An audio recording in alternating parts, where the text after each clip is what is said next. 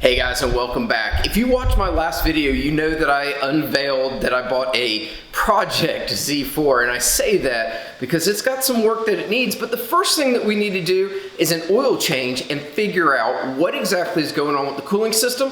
There's absolutely no coolant in it, so I'm gonna guess that something's broken. Anyway, we've got to get these cars off the rack, and let's get started.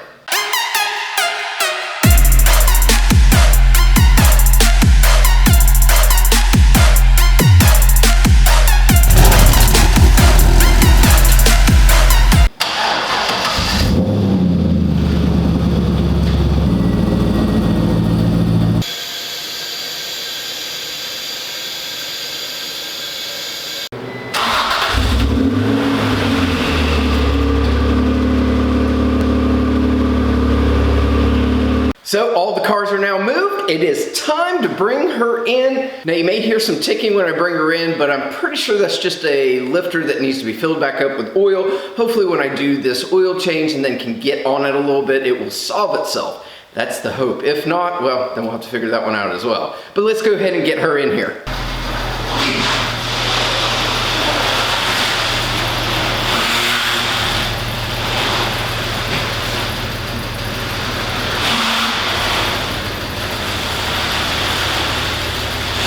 Let's get started with the oil change, and this should be fairly simple. I also have how to do an oil change on a BMW Z4. Now that was the 2.5 liter, this one is the 3 liter, but it's the same process. I will tell you, I went out and bought some 5W30, and we're gonna put that in it. I got a Mann filter, which also I will link this in the description, as well as a 36mm socket, which will take the oil filter housing off much easier. So I'll link one of these in the description as well.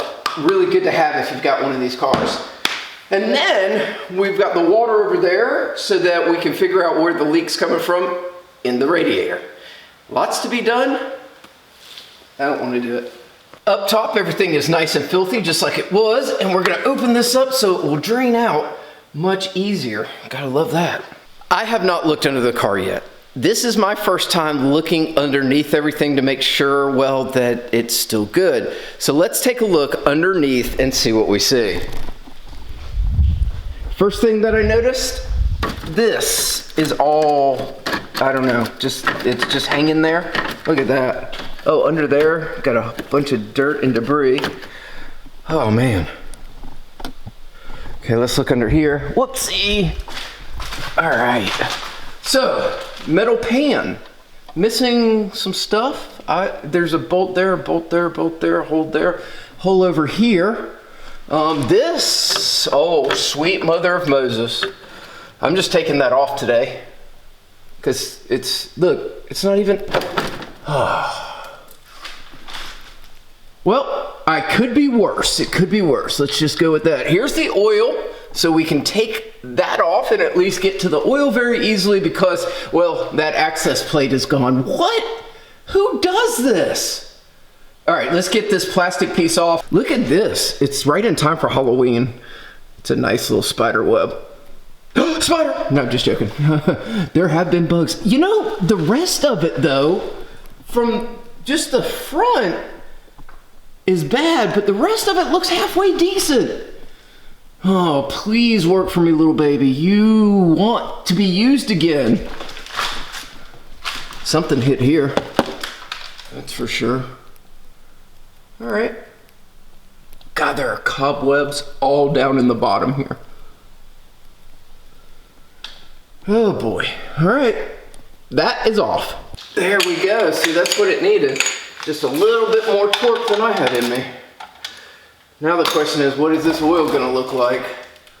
Because that is the $1,000,000 question. And I'll get splashed with oil. Yep.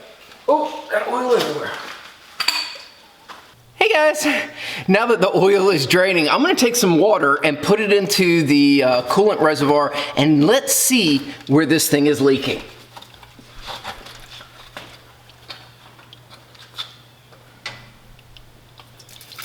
Okay, that was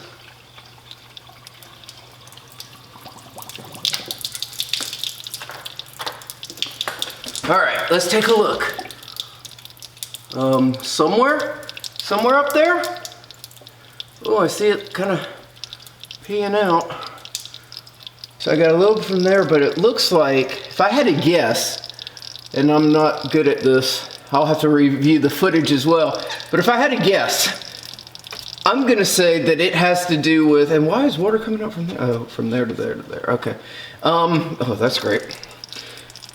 So if I have to guess, I'm gonna say the expansion tank where you actually fill, or the fill tank is the problem, not actually the radiator at this moment. I don't see anything from the radiator, but I see everything from like this line and this, and I just see water all the way. So probably have to start taking some of that apart as well. Let's finish an oil change. Well, fun part now, we get to take the oil filter out. I'm telling you, this socket, so much easier than trying to go around the full top of it. Like I said, in the description, buy one of these. It's like 10 bucks. You can't, if you have this car, it's well worth every penny that you'll pay for it. That socket also works on a Bentley Continental GT too, as well. So it's pretty cool. Oh goodness, that is nasty.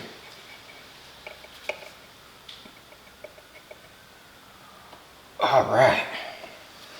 So I will take this. Obviously there's an O-ring that needs to be replaced there and a new filter, and this one was coming apart. Probably a good time that I replaced it.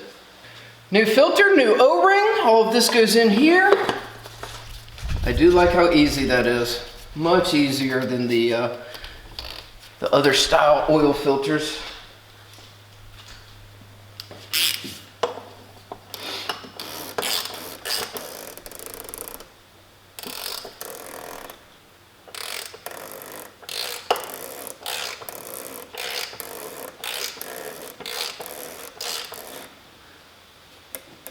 All right, and that is now snug. Got the O-ring looking beautiful, and it's beautiful, beautiful. All right, guys, be a fan. I do have a funnel this time, which I normally don't. We're gonna add, this one is how many? This is 4.7 liters, so, oh, and I just made a mess. I wanna get that off before that stays.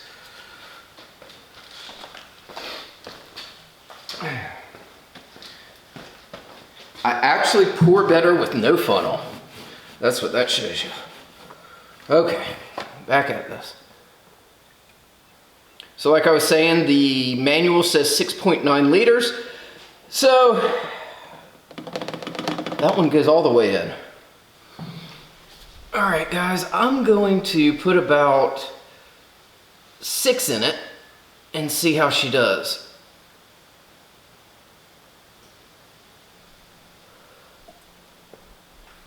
See exactly where we are. Now, on the newer BMW Z4s, it's got an electronic oil sensor gauge fill, so you don't have one of these, which I don't know if I like that. I still like being able to manually see what's going on, and because it's real. That little gauge in there, I don't know if it's telling me the truth or not.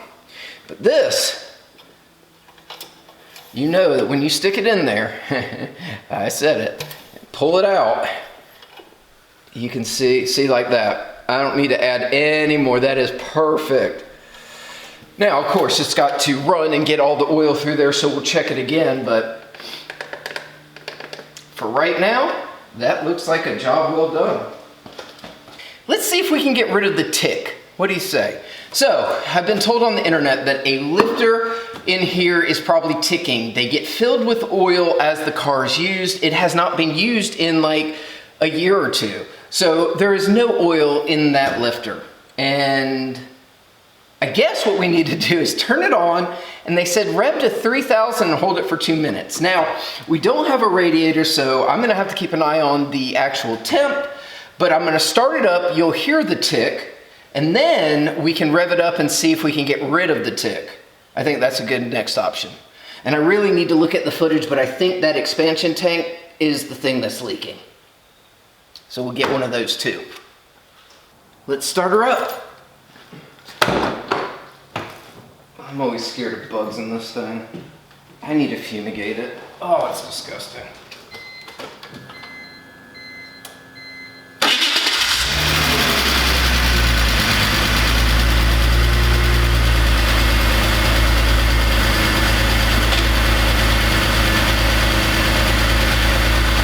Well, it is already sounding better just from the oil change. I'm gonna give it some revs and see if we can make it. That sounds great. I think it was just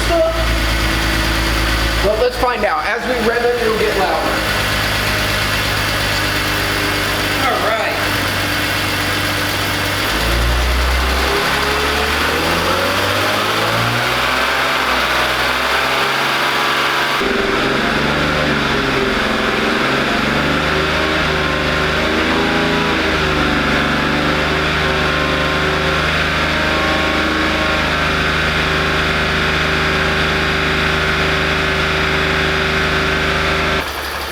So I'm not exactly sure that did anything. I still hear a ticking sound, so I'm not sure if we just need to give her a drive and see if we can do it. But because we have no coolant, I'm gonna go ahead and shut her off.